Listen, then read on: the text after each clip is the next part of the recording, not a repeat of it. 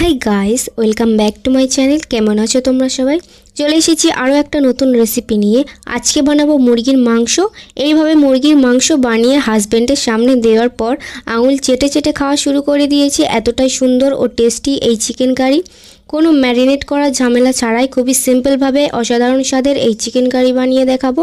আমার মতো রান্না করে যাকে খাওয়াবে তার কাছ থেকে নাম পাবে যে তোমার রান্না খেতে পছন্দ করে না, এটা বানিয়ে তাকে চমকে দেবে যে হ্যাঁ আমিও রান্না করতে পারি। তো এর জন্য একটা বড় প্যানে পরিমাণ মতো সয়াবিন তেল দিয়ে দিলাম। এখন মুরগির পিসগুলোকে পরিষ্কার করে ধুয়ে নেওয়ার পর তেলের মধ্যে দিয়ে হালকা ভেজে নেব। সাথে 1 চামচ নুন আর 1 চামচ হলুদ গুঁড়ো দিয়ে 2 মিনিট মতো ভেজে নেব। তাহলে মুরগির যে কাঁচা গন্ধটা সেটা চলে যাবে। চিকেনের পরিমাণটা বললাম না, তোমরা তোমাদের পরিমাণ মতো কম বেশি নিয়ে নেবে। চিকেনগুলো 2 মিনিট ভাজার পর তুলে নেব। এটা ভাজার কারণে কাঁচা গন্ধ তো যাবে, তার সাথে 30% মতো সিদ্ধ হয়ে যাবে।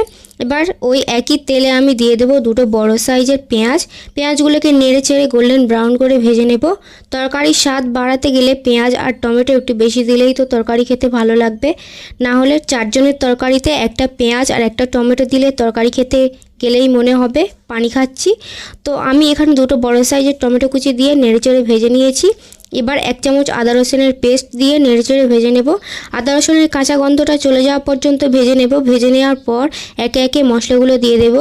তো এখানে আমি 2 চামচ নুন দিয়ে দিলাম, 1/2 চামচ হলুদ গুঁড়ো, 2 চামচ ঝালের গুঁড়ো আর 1 চামচ জিরা আর ধনের গুঁড়ো দিয়ে ভালো করে মিক্স করে নেব। মেশানো হয়ে গেলে এখন এর মধ্যে দিয়ে দেব 2টো মিডিয়াম সাইজের আলুগুলোকে আমি কিউব করে কেটে নিয়েছি, তারপরে ধুয়ে রেখেছিলাম। তারপর আলুগুলোকে মশলার সঙ্গে ভালো করে মাখিয়ে নেব। এই পর্যায়ে 1 গ্লাস পানি দিয়ে দেব।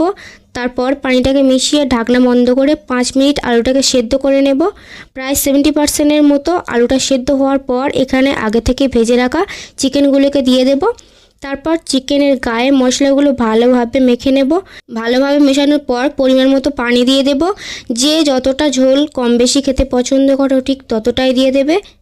তারপর ঢাকনা দিয়ে ঢেকে আরও 10 মিনিট চিকেনটাকে সেদ্ধ করে নেব।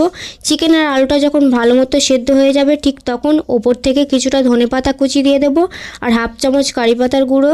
এই পর্যায়ে কারি পাতার গুঁড়োটা দিলে তরকারিতে দারুণ একটা স্মেল আসে আর টেস্টও অনেক বেড়ে যায়। তারপর 1 চামচ গরম মশলা দিয়ে দিলাম। এখন সব ইনগ্রিডিয়েন্টসকে ভালো মতো মিক্স করে নেব।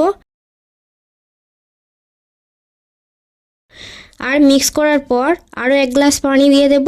তারপর ঢাকনা দিয়ে ঢেকে ঝোলটা ফুটিয়ে নেব। তারপর ঝোলটা ফুটে উঠলে আমাদের তরকারি খাওয়ার জন্য একদম রেডি হয়ে যাবে। আমার হাজব্যান্ড এমন চিকেন কারি খাওয়ার পর আমাকে তো বলেই দিয়েছে যে তার আর হোটেল থেকে কিনে খাওয়ার দরকার নেই, এটা এতটাই টেস্টি লেগেছে তার কাছে। কেমন লাগলো সিম্পল এর মধ্যে অসাধারণ এই চিকেন কারিটা? ভালো লাগলে অবশ্যই কমেন্টে জানিও আর বন্ধুদের সঙ্গে শেয়ার করতে একদম ভুলবে না।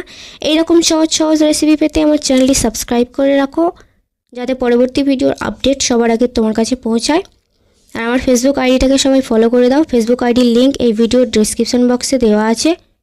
আর যদি ফেসবুক থেকে দেখে থাকো তাহলে আইডিটাকে ফলো করে দাও আর আমার ইউটিউব চ্যানেলটাকে সাবস্ক্রাইব করে দাও। ইউটিউব চ্যানেলের লিঙ্ক এই ভিডিওর ডেসক্রিপশন বক্সে দেওয়া আছে।